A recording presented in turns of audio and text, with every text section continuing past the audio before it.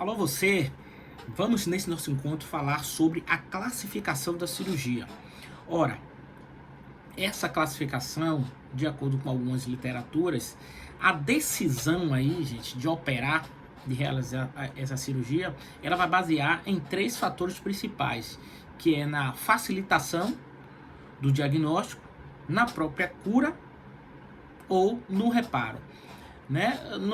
Na facilitação do diagnóstico, é aquele procedimento, como exemplo aí, é uma biópsia. Para a cura, nós temos aí como exemplo a excisão de um tumor. E no reparo, algumas podemos dar como exemplo, né, a reparação aí de algumas feridas, um retalho, né, por exemplo.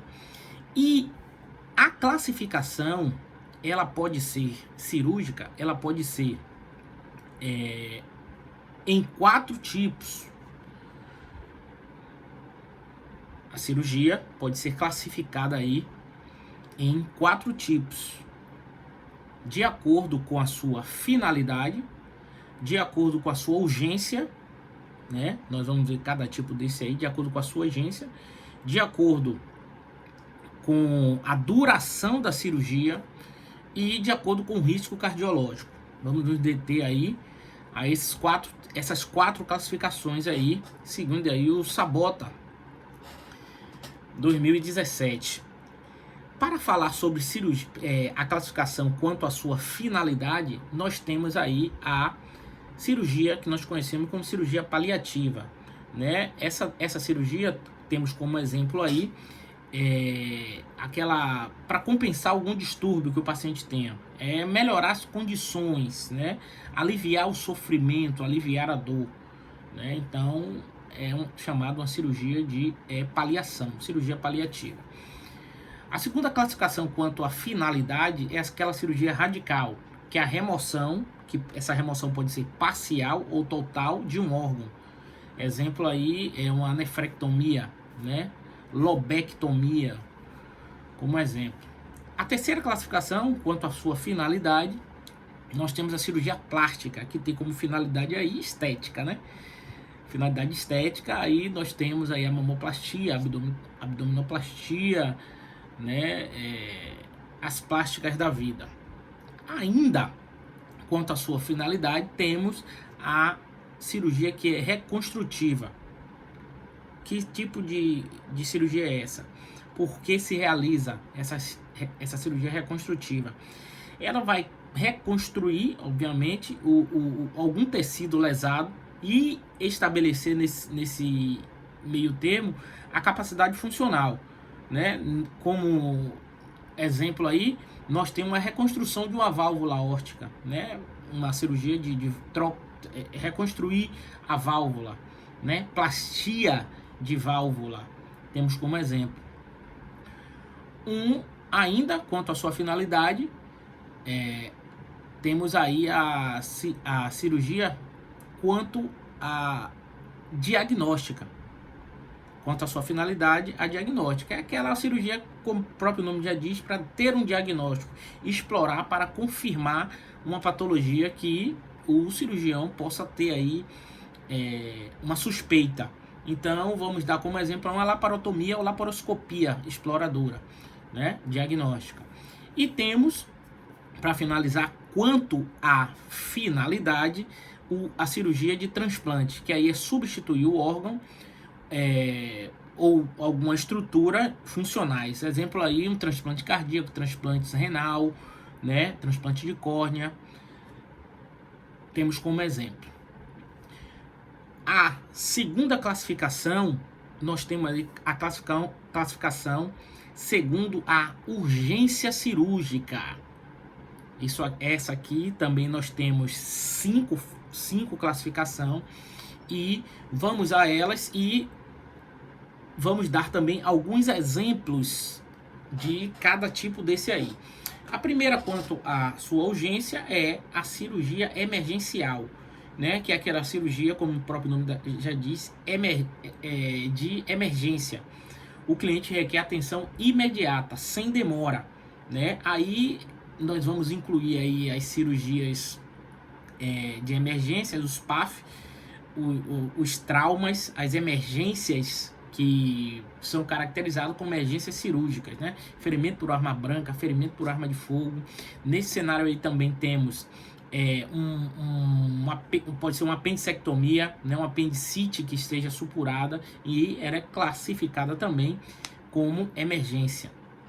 De acordo com a sua urgência, nós temos aí que o paciente precisa ser operado, né? Precisa ser operado, e essa atenção aí pode ser desprendida num período de 24 a 30 horas, né? Então não é um atendimento imediato como a de emergência, né? Como exemplo aí nós podemos dar uma colecistite, né? A depender tudo do cenário, né, gente? Temos que avaliar o caso concreto, mas uma colecistite pode ser desde uma emergência, a depender do quadro infeccioso, e pode ser também uma urgência, a depender se ela não tiver num quadro emergencial para se operar. O terceiro tipo de cirurgia, da classificação de cirurgia segundo a sua urgência, é a cirurgia necessária. É aquela que o cliente precisa fazer, né? Precisa fazer. Como exemplo aí, o próprio cliente vai decidir, né, quando que eu vou fazer essa cirurgia. A cirurgia, quarta classificação da cirurgia de urgência, é a cirurgia eletiva, que é aquela cirurgia que é marcada, né? Não tem emergência, não tem urgência, né? Como exemplo, é uma cirurgia que pode esperar uma hernioplastia, né? Alguma coisa desse tipo aí. E uma cirurgia opcional é a quinta classificação. A decisão é do cliente também. Por exemplo, uma plástica mamária é opcional fazer ou não. Não tem riscos à saúde do paciente, né? Ainda sobre a classificação, vamos falar sobre a classificação segundo a duração da cirurgia. Aí nós temos também 5, e vai desde o porte 1 até o porte 5. Nesse cenário aí, nós vamos avaliar o tempo. Vimos a finalidade, vimos a urgência, né? Que aí nós temos as características de cada um. E agora nós vamos avaliar o tempo, a classificação da cirurgia de acordo com o tempo. Se uma cirurgia durar até 2 horas, né, sem intercorrência, é importante falar isso, é porte 1, né? Temos vários exemplos aí, uma rinoplastia, uma cirurgia de hemorroida.